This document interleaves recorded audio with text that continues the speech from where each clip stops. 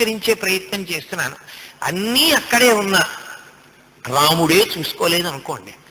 సీత అన్నాడు అనుకోండి, పంచల్ షాప్ ఆ పక్కనే ఉంది అంటుంది ఆవిడ.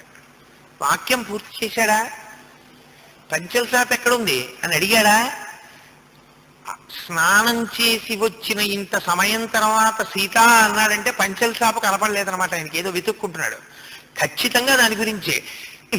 దాని గురించి కాదు అని ఆయన అన్న సందర్భం ఉండదు.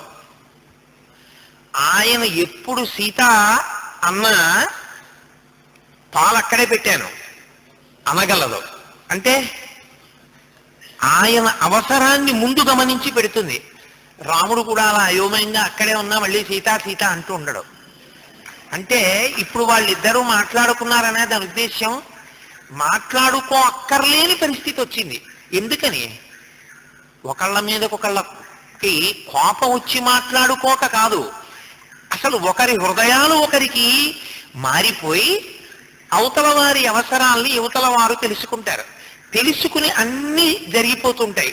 జరిగిపోతున్నప్పుడు వాళ్ళ హృదయాలు మాట్లాడుకుంటుంటాయి. ఎంత సంతోషపడిపోతుంటాడో రాముడు, ఎంత గొప్పగా పెట్టేసింది, అన్నీ అయిపోయాయి చక్కగాను అని. ఆమె విషయంలో ఆయన అంతే. సీతమ్మ హృదయంలో ఏముందో రాముడు అంత బాగా తెలుసుకుంటాడు. తెలుసుకుని సీత ఇలా చెయ్యి అంటాడు. అంత గొప్పగా ఒకరితో ఒకరు నోరు విప్పి మాట్లాడుకోవలసిన అవసరం ఎప్పుడో ఏదో చాలా విశేషమైనదైతే తప్ప అసలు అవసరం లేదు. ఇది మాట్లాడుకోవడానికి వాళ్ళకి సందర్భం లేక కాదు, మాట్లాడుకోలేక కాదు, మాట్లాడుకోవడానికి విముఖులై కాదు, మాట్లాడుకోవలసినంత అవసరం లేనంతగా హృదయ మార్పిడి జరిగిపోయింది.